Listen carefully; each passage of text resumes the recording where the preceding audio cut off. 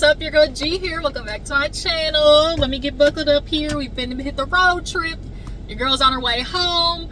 I am in Dallas on the way back to the country where I belong.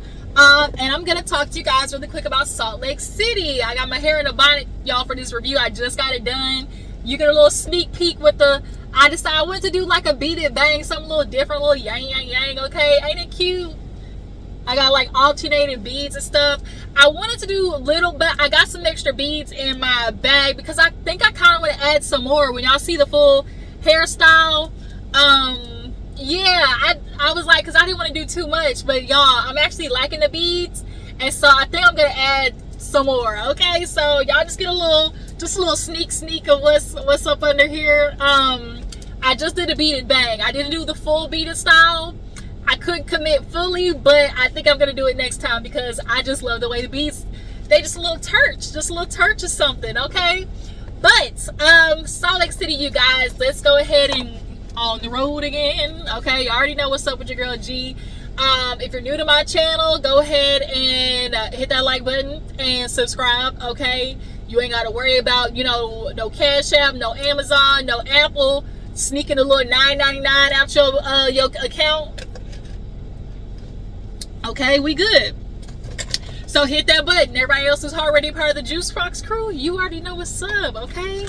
Share the video. We gotta talk about Salt Lake City, you heifers. All right, so let's go on and get up on out of here. All right, so Salt Lake City, y'all. This was I don't even know where to start with this episode. I ain't even gonna lie to you. It was just so much going on, and what was crazy to me is the fact that in one episode, it was literally one event. So it was these heifers that they were screaming at the table for majority of the episode. But we're gonna get into it. So Whitney wants to host like a revive type of event. You know, she's feeling a little just down, depressed, especially after losing her business, losing all her money. Y'all, Watch What Happens Live. She said that her and Justin lost a half a meal. God dog. A half a meal, okay? That is crazy. And now she's kind of in a place of like rebuilding. And you know what? Regardless of what other people say, it doesn't matter what age you start in rebuilding, restarting your life. As long as you're living, you can restart, and don't let nobody tell you different.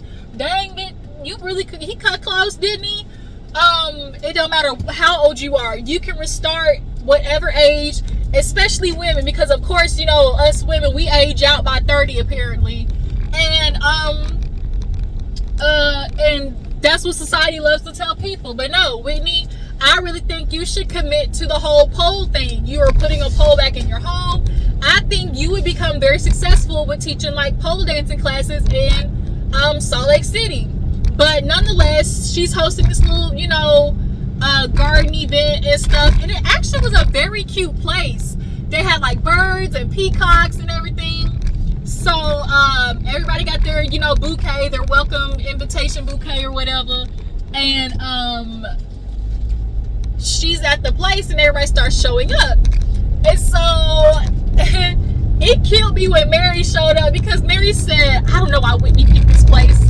She was like, I don't know why she picked this place. The previous owner basically his wife and then himself and the dog. Like I think she said and the dog, or the dog witnessed it. Like she's like, the dog was never the same after. And I was like, the way Mary tells some stories is hilarious. But the fact that the previous owner, the wife and then himself, is crazy. But am I surprised? No, because the bulls out here is crazy, losing their mind and taking it out on women instead of working on themselves. Society has told men that women get to be their punching bags. That's just what it is. But nonetheless, you know, everybody's turning up. Meredith and Bronwyn both showed up in a goddamn botanical garden outfit, both bouqueted up. Of course, Bronwyn's looked way better than Meredith's. Meredith's came in with like a denim version. It looked like a denim flower outfit. Mary said it looked like a whole virus. Like she said, but you look like a virus, okay? And she was not here for it at all. But Bronwyn, of course, looked cute. So they show up. Then who's her name? Lisa showed up. Lisa told her driver basically keep the car running and stay close. Give it real Kim Zolciak energy. And she walks in, of course, sees Angie. And Angie, when she came, she brought in a huge plastic bucket. And so when you're watching the episode, you're like, oh hell, like what tea or what, drama or information is inside this bucket? Because anytime somebody brings like a prop or something, like it's usually some tea getting ready to get spilled. But as we watch the episode, kind of find out it was just Angie returning the stuff that Lisa, I guess, had gotten her over the course of their friendship. Okay, so everybody's sitting down, and not sitting down, but everybody comes in, and Whitney basically does the introduction to the ladies of, I wanted to invite you here because I am on the journey of getting back to the Whitney Rose that I love, who is fun and spontaneous and got tattoos and drank and all the stuff that the Christian folk want to sit there and point and judge their fingers at. All the meanwhile, y'all ain't worried about the priest that's up there touching the choir boys and girls. Okay, the church folks love to be superficial Christians, not real Christians deep down low in the heart, they achy breaky heart. So Whitney talked about in the confessional about how she really had to get over the fact that when her and Justin first got on the show, they were doing their cute little relationship scenes, and he got fired because of it. And so she kind of basically hit herself a little bit more, didn't be all of those things that got Justin fired, because she felt bad that that's what happened, because at the end of the day, it is Whitney on the show or whatever. So she basically pledged to the girls here's to getting back to the old Whitney, and telling the other girls really just kind of don't be afraid to live in your truth. That really is what it is for everybody. Don't be afraid to live in your truth. And if more women and men in particular lived in their truth, a lot of people would be in a better off position. So all the ladies sit down, they're chit-chatting, and Whitney lets the girls know that she ended up flying in basically kind of like an intuitive, a sidekick or whatever. Half the girls were super excited. Mary said, the way Mary's face was like, she's like, in the church we call them soothsayers. And soothsayers, they can say anything just as much as they be spitting, positivity and good stuff as well. She's like, it's also giving demon behavior, okay? Mary was not here for the soothsayer. The way her eyes was kind of like, oh, so phony, got me looking at him sideways. It'll never be the get somebody else to do it. So yeah, she lets the ladies know. So the lady comes with the wine, because it's a wine tasting as well. She come with the wine, and everybody gets to chit-chatting, and Angie somehow starts talking about her house being up for sale. And she's like, yeah, I'm really ready to sell my home so I can move out to the country, get a little bit of land, have a few animals, horses, blah, blah, blah. And so she's like, so ladies, if any of you want to buy my home, it's listed. And so Brittany was kind of listed, why didn't you tell me, Angie? She's like, I'm a realtor, why didn't you call me? And Angie, I don't know if it was necessarily snapped at her, but she was kind of a little short in the essence. So she was like, girl, Brittany, I barely know you. My godson's mother, she's been a realtor in my family for a long time. Basically he's giving I don't know her energy. Yeah, Brittany, you're a realtor, but I'm gonna go with my God. Now, hey, you better not. The way this car literally cut across the grass on the highway. Yo, wow. Okay, so y'all know when you're on the highway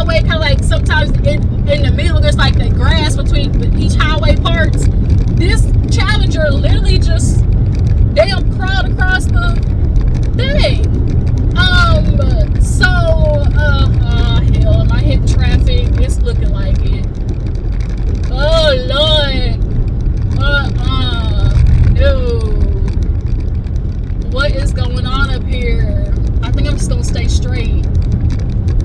I don't want to hit that traffic. I think I'm gonna just stay straight here and pass all of this.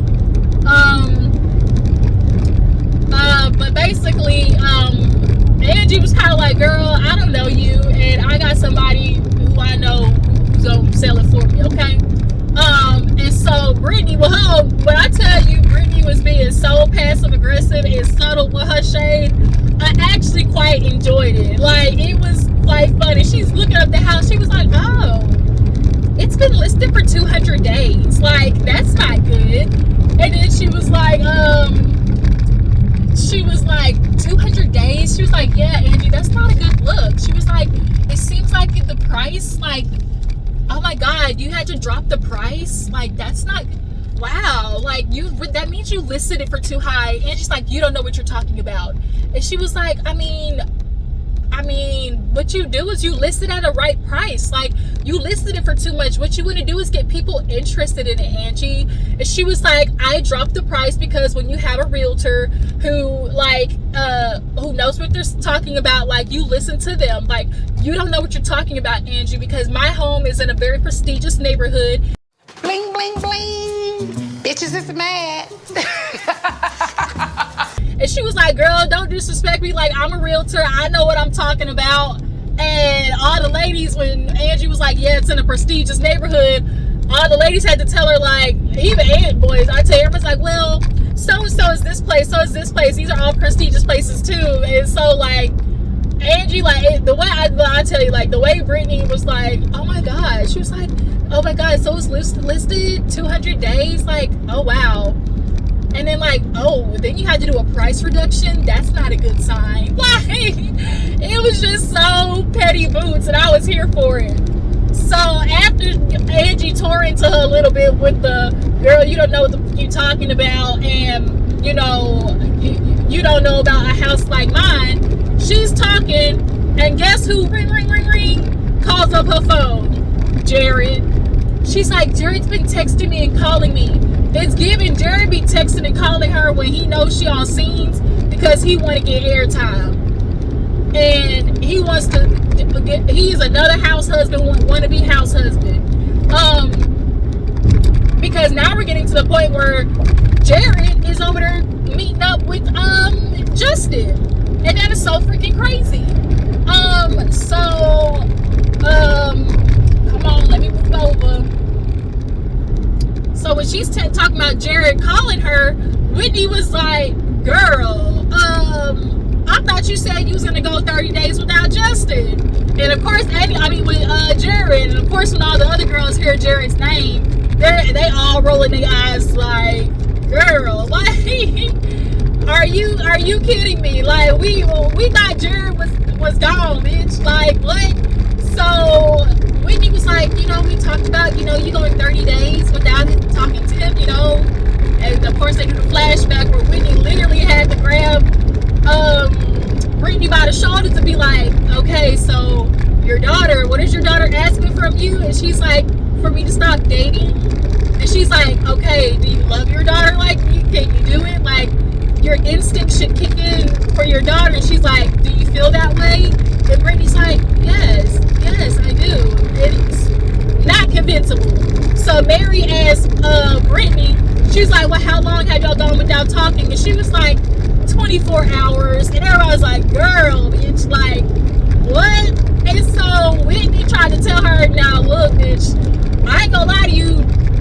Jared came over here and talked to Justin the other day. And he basically was low-key shitting on you. Basically saying like, oh, I spend money on her. I spend thousands of dollars doing this, buying her bags. You know, sometimes I feel like, well, are you just getting back with me because you want the trips? Or are you just getting back with me because, you know, you want me to spend money on you? And so now Brittany's crying because she's like, wow, like, I really can't believe, like, he's talking shit about me to Justin. Like, that's crazy. Especially everything I've done nothing but, you know, put him first in my life, so much so that I've put him ahead of my life so much that it could ruin the relationship with my daughters. It has, Brittany. It has ruined the relationship just get it right with Jared, I can convince my daughters to, you know, accept it or like it. You know, if we just get it right. Girl, y'all being engaged and dropping the engagement because your kids didn't approve of it, and y'all getting back together, that's not going to make your kids approve of it again at all. Like, your daughters want to see you single and by yourself and showing that you can put yourself first, and not just yourself, but them. And so all the other girls is just like, how I feel like, girl, you look crazy. Lisa was like, him just saying that alone, I would have broken with him off that, just off GP. Like, Brittany over here crying, oh my God, I can't believe he said those things. Like, I just can't believe he would say that. Girl. And then you would have sit here and everybody's like, girl, leave that nigga alone. Like, and she's just like, but we love each other. Bitch, love each other. It's almost hurtful to me to watch her be so dumb. Girl, you sound real dumb. Just like dumb at this moment. Love is not Jared. That's all that they keep telling you. I love you, and that's supposed to like make what he's doing to you right. Ma'am, no, that's not how that goes. A lot of you women just want to get stuck on the, but we love each other. And girl, love is not enough. It's not. So quit telling the girls like we love each other and he loves me, because bitch, no, he don't. I wonder when she watches the show back and how Seth and the guys were asking Jared if he loved her and is in love with her, and now he was struggling to answer the question. I wonder how she's gonna react to seeing that at the reunion. But we all know Brittany ain't going no motherfucking where, and Jared know that stuff too. So after that whole Jared situation, who ends up going? Matter of fact, Whitney takes Brittany into to see the dude Travis first. I think that was his name, Trent Travis or something like that. So she goes in there. The dude basically breaks down to her like, "Oh my God, it seems like there's a distant relationship with somebody in your family, you know." And so she was like, "Yeah, my daughter." And he was like, "So it seems like there needs to be some type of reconnecting. There needs to be some reconnecting or something." And she was like, "Yeah, much so." She's like, "Yeah, me and my daughters, you know, we're not in a really good place right now." And Brittany was like, "Oh my God, I can't believe, how did he know that? Like, he's the real deal, guys." And she's like, "I don't know how you would know that." And then like production plays back literally her talking about it since she's been on the show about how her and her daughters don't have a good relationship. Do I believe in spiritual intuitives? Absolutely. Do I believe in mediums? Absolutely. But are there some that can just do work by looking into people? Absolutely too. But I think that I didn't look him up or anything, but I think he may be one that is somewhat valid. I'll just put it that way. But nonetheless, you know, Brittany, you keep getting the same signs that point to, bitch, leave that nigga alone. Like, it's that simple. So, she goes back to the table and she's just over there crying or whatever, and she's just like, yeah, he was explaining to me like the relationship with Jared and everything or whatever. So I forgot, while Brittany is in there, Meredith decides to bring up, you know, stuff that happened with Angie. And so she's basically like, "So ladies," you know how Meredith be talking all dragged out and slow. "So ladies, I really need to talk to, you know, Lisa. You know, Lisa, me and you have been friends for a long time. And we promised that if there was any issue, you know, we would be straightforward with each other. And I just have to ask you, you know, have you been wanting to spread rumors about me or my family?" And Lisa kind of looked at her like, "No, like, I don't know what you're talking about." And then she looked at Angie, and Angie did kind of low-key have a grin on her face. She was like, "I don't know what you're talking about." But she's like, "But it seems like Satan does." Like, she's like, Satan, she knows what you're talking about, and Angie's over there kind of grinning. And I was like, well, bitch, Angie, you are messy, but I'm here for it. So, Lisa basically was like, she's like, Meredith, I feel like I've done a really, good job, or I've tried really hard and not saying anything about you, your family, especially to the other ladies. But you see, Meredith did not ask the question that needed to be asked in the way it needed to be asked. She asked it in the way of, were you spreading any rumors about me?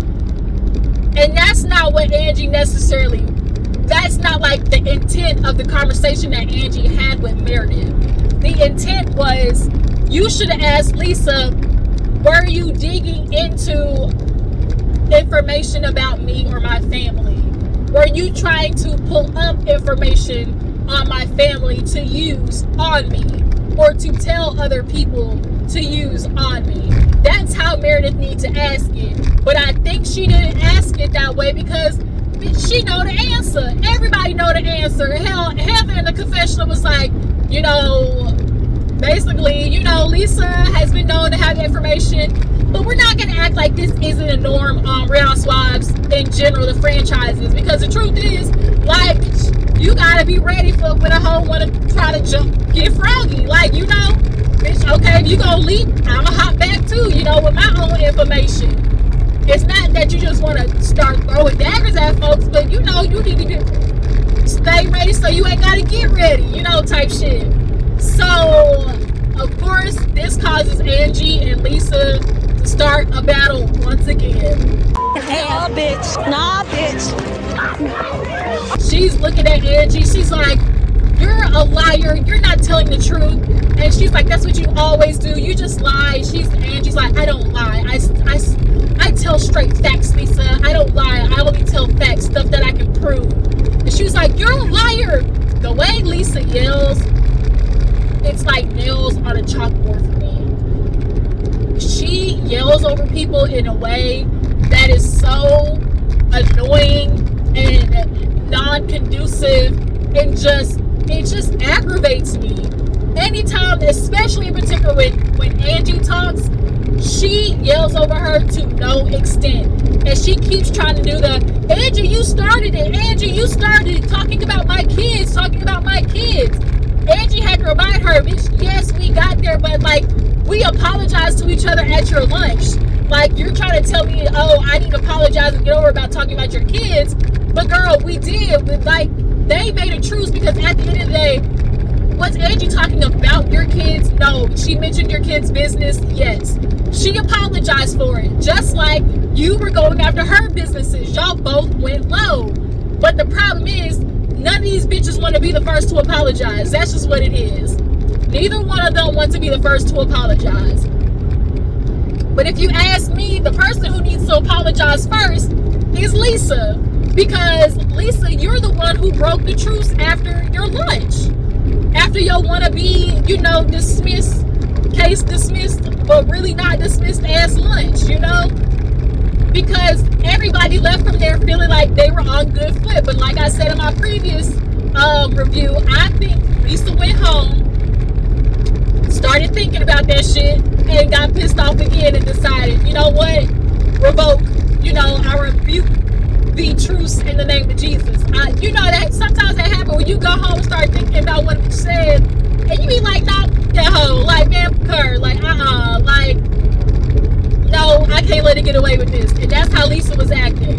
And so she sent, Angie told everybody that Lisa sent her assistant to her to her salon. And Lisa was all like, oh, well, you were being messy, Angie.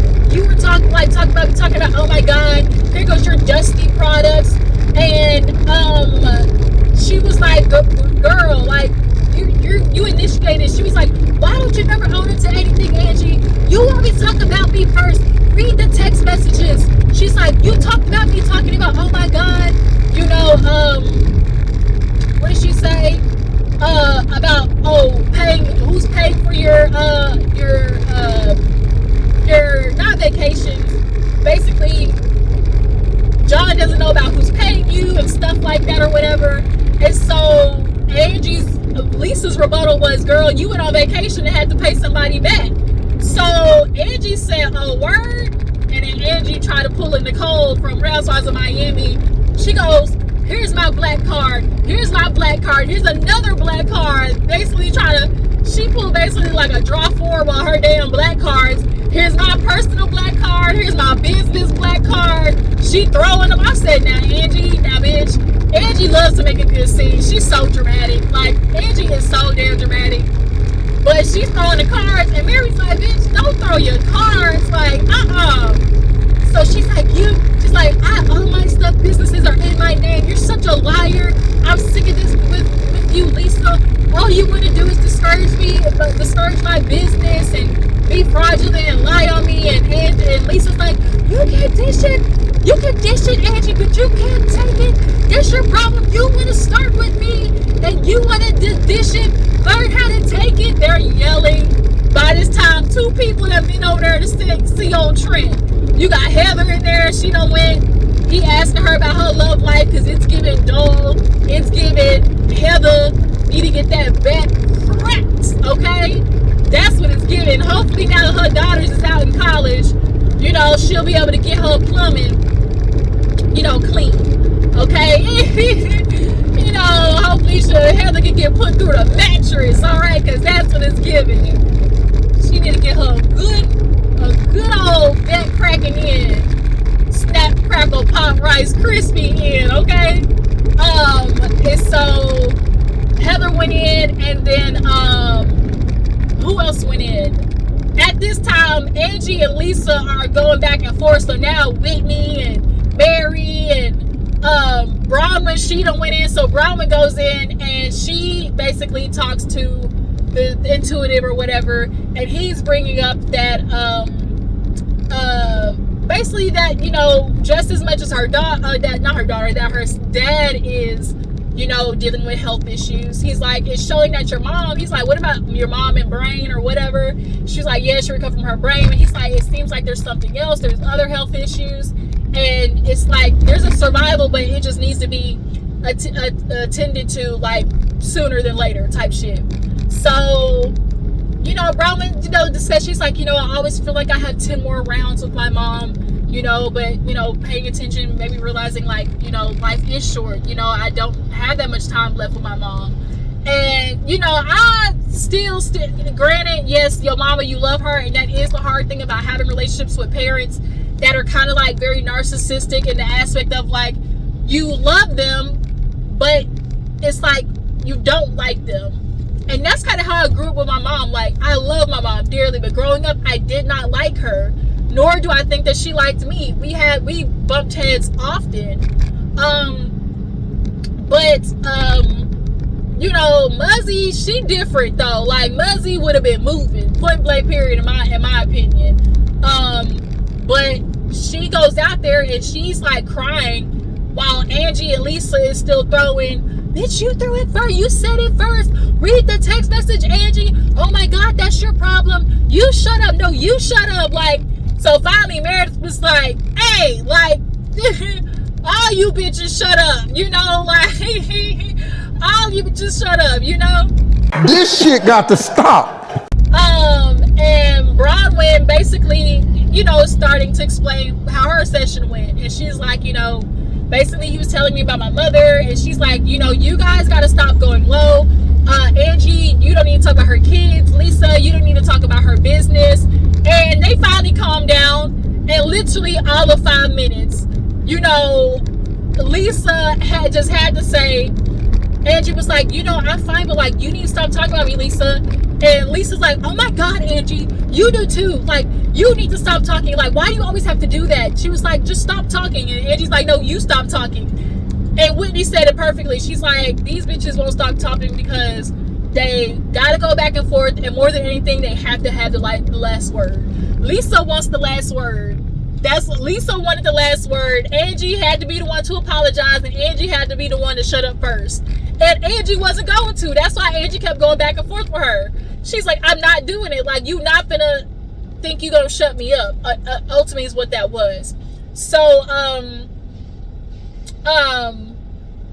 So who pulled her to the side? I think it was Whitney. Whitney ends up getting Angie and walking off, right? And so Whitney is talking to Angie, and Lisa comes over and was like, no, you're not going to talk about me behind my back. And she was like, listen, like, what is the issue? Like, you're talking about me and you want to talk about, oh my God, money this, my business that, and my court cases. You're just a liar, Angie. She was like, girl, you're talking about me too. Like, you want to talk about, oh, who am I paying on vacations? Go back to the table. Look, my name is on those cards. And Whitney is trying to tell Lisa, like, girl, there's no difference between Angie bringing up, you know, the case where a man spent money on you, and Angie, there's no difference in Lisa saying that, bitch, somebody spent money on your vacation and you had to pay him back. And Angie went to say something, and Whitney was like, shut up. She was like, oh my God, Angie, shut your ass up, you know? Goodness, you know?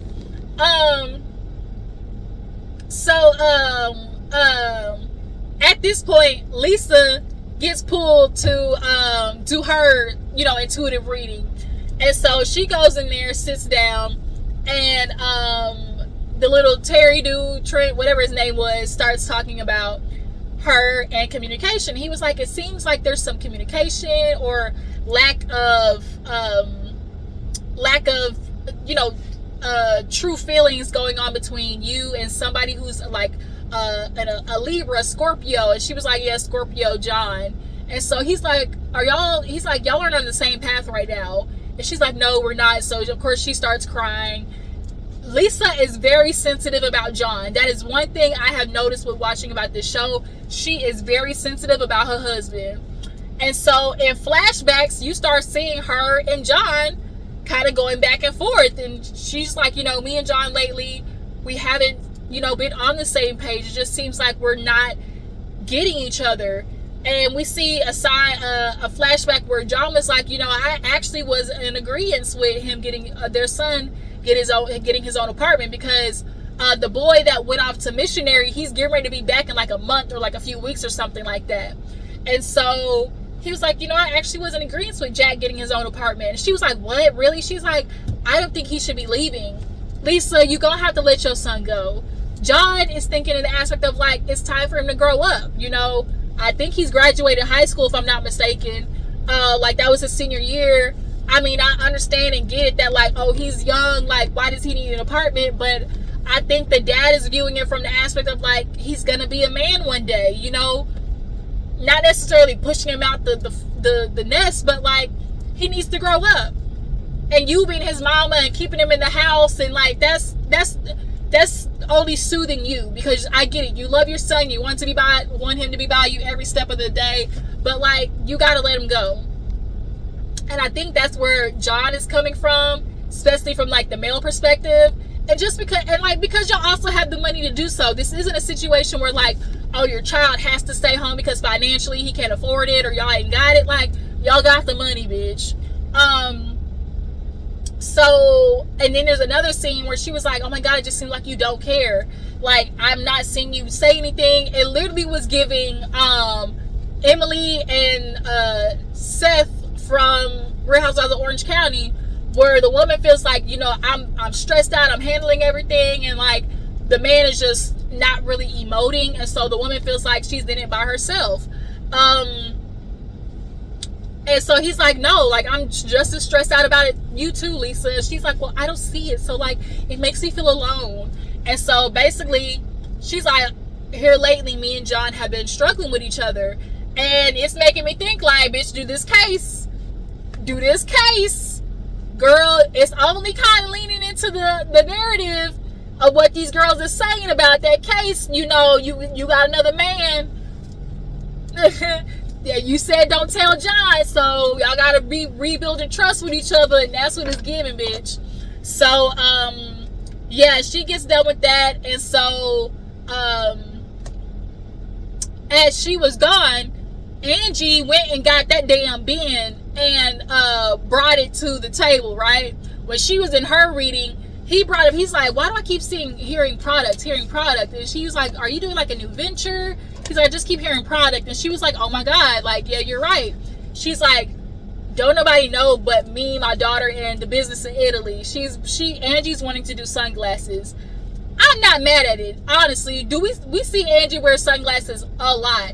And two, I'm glad it's something different. I'm glad it's not makeup, hair, like I'm just glad it's something different. I can deal with a housewife doing sunglasses, like, especially with Angie, like, and then she wears so many different type styles, even if they are ugly, bitch. You know, like the big old alien eyed looking ones that she wore last year that literally covered all her cheekbones, damn near her nose too.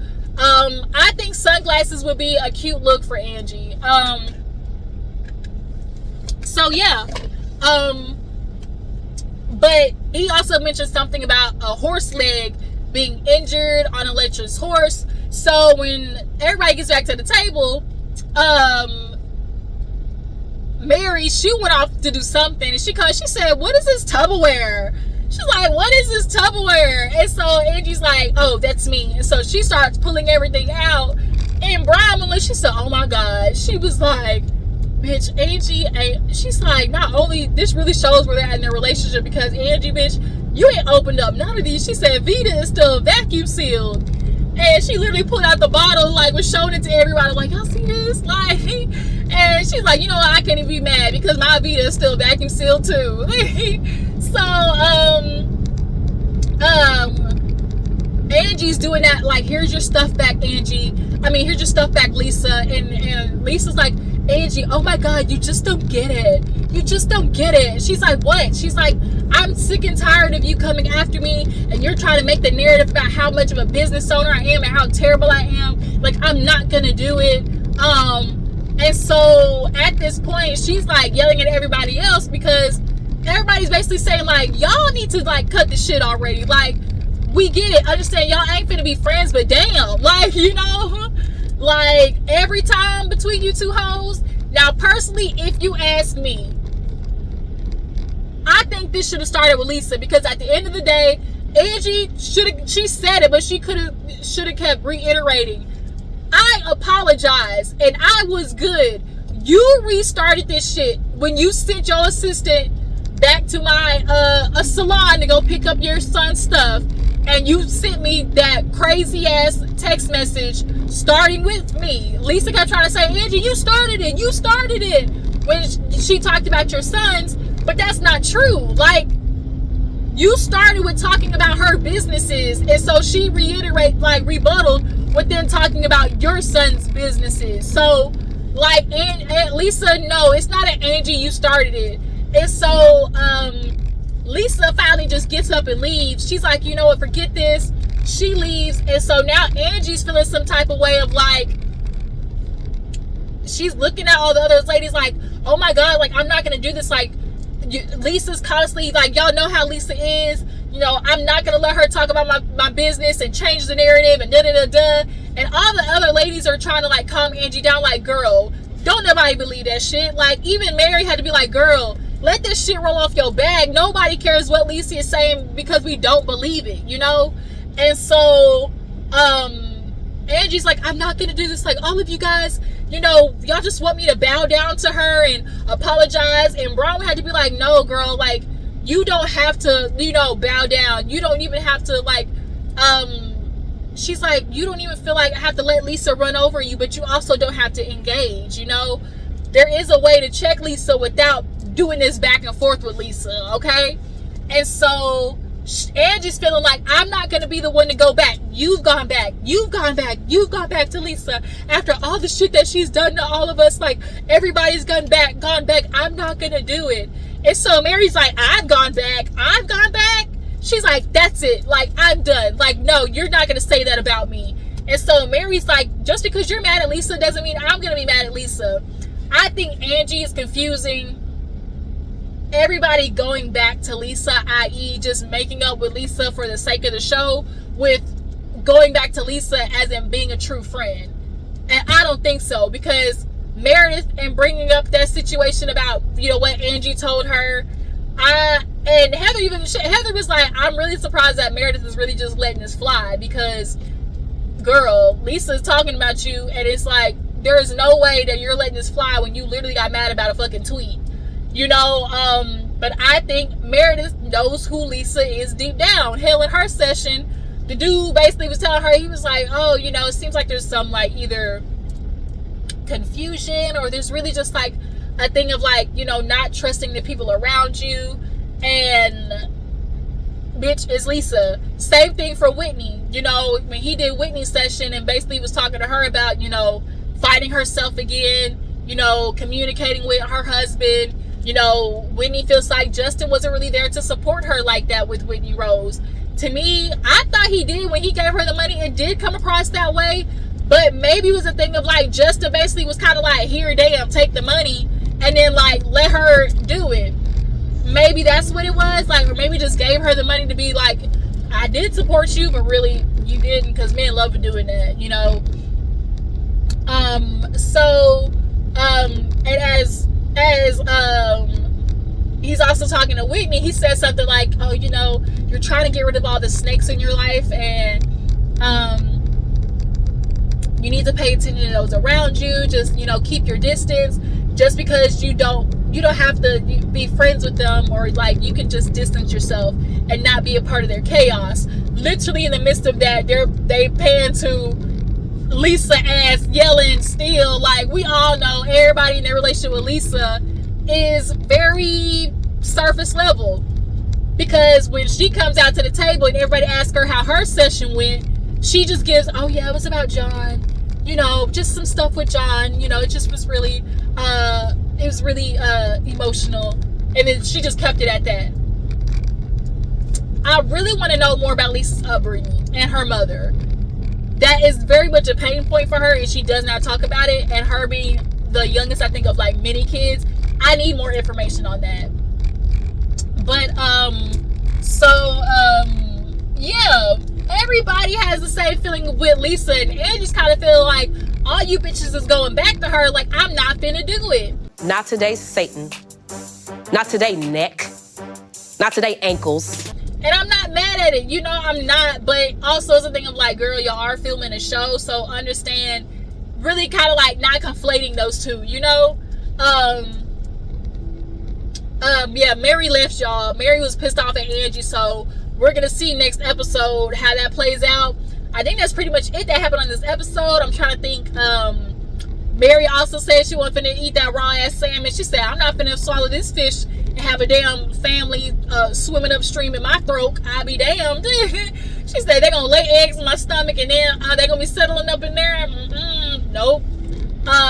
Brittany, once again, she's like, do you mind if I call Jared? He's really been texting me a lot. So she calls Jared back, and Whitney asked Jared about him talking shit, basically like, oh, Jared, do you pay for Brittany's life? Have you ever paid for her rent or to help her or whatever? He's like, I mean, I have a couple of times. And she's like, Jared, oh my gosh. She's like, that's just not true. She's like, has he helped me, you know, sometimes? Or like, he's, you know, picked up dinner and bought me some bags. What I think it is, Jared is really trying to make her look bad with the aspect of, he's like, oh, do you get back with me just so we can go on these trips, or just so I can take you somewhere? No, it's giving, you do some shitty stuff, y'all break up, but to get her back, you buy her a bag, you take her somewhere, and you feel like because you got to do that every time y'all get back together, that's the reason why she keeps coming back to you. No, it's you keep breaking up with her and you keep having to do these grand gestures, i.e. buy bags, help her with a bill, you know, take her on vacation. Like, that's what you're having to do, Jared, because to make up for how shitty you are. So don't try to put that shit on her. But also, Brittany, bitch, like, I hope you are getting something out of looking stupid with this nigga, okay? Let him pay you for your pain. Bronwyn at this point was like, girl, I'm the girl gold digger. You need to shoot your sights a little bit higher, man, because what? Like, you ain't getting enough out of this agreement with him. Bronwyn basically was like, yeah, she's like, Brittany's gonna call you back on she's like, Brittany's can't talk to you. It's Lent, you know, call back in May. Bye, you know, see ya. Girl, never want to talk to you again. Bye. Like, she just hangs up the phone. And everybody started laughing because they're like, Brittany, you gotta let this nigga go. Like, let him go, bitch. And And then yeah, that's pretty much the episode, you guys. I didn't mean for this review to be that long, but I'm literally in the midst of traffic and caught up on everything. So y'all drop in the comments, tell me what you feel about the episode, what you guys think about you know, Whitney getting back to herself. Who do you think is really to blame between Elisa and Angie B? That's really what my thing is. And who would be due to apologize first? And you see what was very funny about this too? When it got down to the ladies sitting down and talking and finally apologized to each other, who left? Lisa. Lisa got up and just walked away. When everybody was like y'all two like gotta cut it out, like enough. Like apologize, say, okay, I'm my bad for what I did. And Lisa up and left. Lisa don't want to apologize first, and Lisa is never going to, and Angie's holding out because it's about principle. That's what, like, y'all keep wanting people to just make up with Lisa for the sake of moving on, but like, bitch, I'm not finna do it. So like, I get Angie in that regards. Yeah, who do y'all feel like is more to blame between Angie and Lisa? What do you guys think about Brittany still entertaining Jared? Do you feel like she's ever gonna put Jared to the side with her daughters? Because to me, it's giving hell no. Hell no to the no. Okay? But I appreciate y'all for tuning in. If I'm Instagram and Twitter, I'll catch y'all hoes in the next one. Deuces.